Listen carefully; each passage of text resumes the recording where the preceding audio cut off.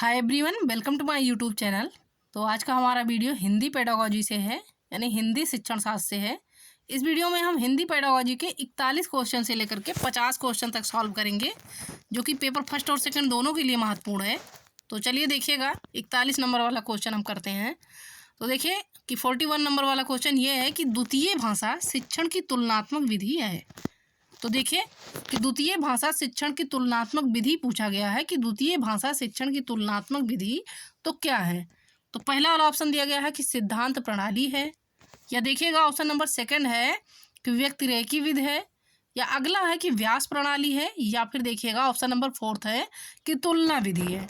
तो देखिए कि द्वितीय भाषा शिक्षण की तुलनात्मक विधि पूछा गया है कि द्वितीय भाषा शिक्षण की तुलनात्मक विधि क्या है। तो इसका राइट आंसर हो जाएगा कि व्यक्तिरेखी विधि। सही उत्तर इसका हो जाएगा ऑप्शन नंबर सेकंड। अब आइए देखिएगा अगला वाला क्वेश्चन। नेक्स्ट नंबर क्वेश्चन ये है कि उपलब्धि परीक्षण के संबंध में कौन सा कथन उपयुक्त नहीं है। देखिए कि उपलब्धि परीक्षण पूछा गया है कि उपलब्धि परीक्षण के संबंध में तो कौन सा कथन जो है तो उपयुक्त नहीं है। तो पहला वाला ऑप्शन है कि मौखिक परीक्षा में पक्षपात की आशंका रहती है, यानी उपलब्धि परीक्षण के संबंध में तो ये कथन उपयुक्त नहीं है कि मौखिक परीक्षा में जो है तो पक्षपात की आशंका रहती है। या अगला है सेकंड वाला कि निबंधात्मक प्रश्नों के मूल्यांकन में वस्तुपरकता का अभाव रहता है। या देखिएगा ऑप्शन नंबर 3 है कि क्रियात्मक परीक्षाओं में शाब्दिक ज्ञान का महत्व नहीं होता। या फोर्थ वाला है कि वस्तुनिष्ठ परीक्षा में मौलिकता का विकास होता है। तो देखिए कि उपलब्धि परीक्षण के संबंध में कौन सा कथन उपयुक्त नहीं है। तो इसका राइट आंसर हो जाएगा कि वस्तुनिष्ठ परीक्षा में मौलिकता का विकास होता है। तो सही उत्तर इसका हो जाएगा ऑप्शन नंबर फोर्थ।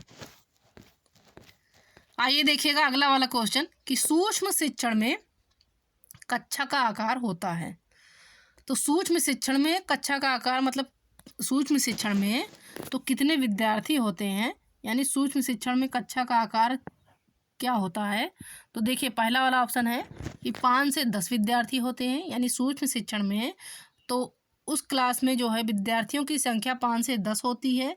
या अगला है कि 10 से 20 होती है, या नेक्स्ट है कि 20 से 25, या फिर 15 से 18।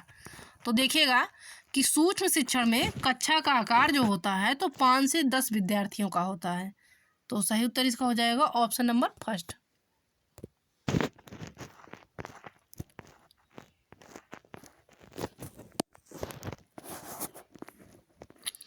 अब देखिएगा नेक्स्ट वाला क्वेश्चन। देखिए नेक्स्ट नंबर 44 नंबर क्वेश्चन है कि हिंदी शिक्षण में उपलब्धि की जांच की जा सकती है। तो आइए देखिएगा कि हिंदी शिक्षण में उपलब्धि की जांच जो है तो किस परीक्षण के माध्यम से की जा सकती है। तो पहला वाला ऑप्शन दिया गया है कि बुद्धि परीक्षण से, यानी हिंदी शिक्षण में तो उपलब्धि की जांच जो है तो वो बुद्धि परीक्षण से की जा सकती है। या नेक्स्ट है कि निबंधात्मक प्रश्नों से, या अगला वाला देखिएगा कि प्रोजेक्टिव परीक्षण से, या देखिए ऑप्शन नंबर फोर्थ है कि उपलब्धि परीक्षण से। तो देखिए कि हिंदी शिक्षण में उपलब्धि की जांच जो है तो ये उपलब्धि परीक्षण से की जा सकती है। राइट आंसर इसका हो जाएगा ऑप्शन नंबर फोर्थ।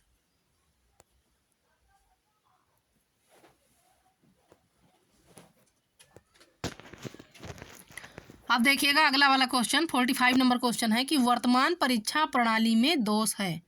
तो देखिए कि वर्तमान परीक्षा प्रणाली में क्या दोष है। तो पहला वाला ऑप्शन दिया गया है कि यह विद्यार्थी द्वारा अर्जित योग्यता का सही मूल्यांकन नहीं करती, यानी वर्तमान परीक्षा प्रणाली में यही दोष है कि यह विद्यार्थी द्वारा जो है तो अर्जित योग्यता का सही मूल्यांकन नहीं करती। या अगला है कि इसमें संपूर्ण पाठ्यक्रम के अध्ययन की आवश्यकता नहीं रहती। या नेक्स्ट है कि इसमें अंकन का कोई सुनिश्चित मापदंड नहीं है। उसके बाद ऑप्शन नंबर फोर्थ है कि इनमें से सभी होगा। तो देखिए कि वर्तमान परीक्षा प्रणाली में तो वर्तमान परीक्षा प्रणाली में जो है तो ये सभी दोष हैं, यानी यह विद्यार्थी द्वारा अर्जित योग्यता का सही मूल्यांकन नहीं करती है, तथा ये इसमें संपूर्ण पाठ्यक्रम के अध्ययन की आवश्यकता नहीं रहती। उसके बाद है कि इसमें अंकन का कोई सुनिश्चित मापदंड नहीं है। तो राइट आंसर इसका हो जाएगा ऑप्शन नंबर 4 कि ये सभी होगा। अब आइए देखिएगा अगला वाला क्वेश्चन 46 नंबर वाला क्वेश्चन है कि व्याख्यान विधि में केंद्र बिंदु होता है। तो व्याख्यान विधि में कौन केंद्र बिंदु होता है, यानी छात्र या अध्यापक। व्याख्यान विधि में तो कौन केंद्र बिंदु होता है, तो पहला वाला ऑप्शन है कि छात्र, या देखिएगा अगला है कि अध्यापक या पाठ योजना, या फिर नेक्स्ट है श्यामपट। तो देखिए कि व्याख्यान विधि में जो केंद्र बिंदु होता है तो वो अध्यापक होता है, यानी व्याख्या जो देता है तो अध्यापक देता है। तो व्याख्यान विधि में केंद्र बिंदु अध्यापक को माना जाता है। राइट आंसर इसका हो जाएगा ऑप्शन नंबर सेकंड। अब आइए देखिएगा अगला वाला क्वेश्चन। नेक्स्ट नंबर क्वेश्चन है 47 नंबर की आगमन विधि का अधिकांश प्रयोग किया जाता है। तो आगमन विधि का अधिकांश प्रयोग कब किया जाता है? पहला वाला ऑप्शन दिया गया है कि व्याकरण शिक्षण में। उसके बाद सेकंड नंबर देखिएगा कि साहित्य शिक्षण में, या अगला है कि अभिक्रमित अनुदेशन में, या नेक्स्ट वाला ऑप्शन देखिएगा कि पर्यवेक्षित व्यापन में। तो देखिए कि आगमन विधि का अधिकांश प्रयोग जो है तो आगमन विधि का अधिकांश प्रयोग किया जाता है व्याकरण शिक्षण में। राइट आंसर इसका हो जाएगा ऑप्शन नंबर फर्स्ट। अब अगला वाला क्वेश्चन देखिए।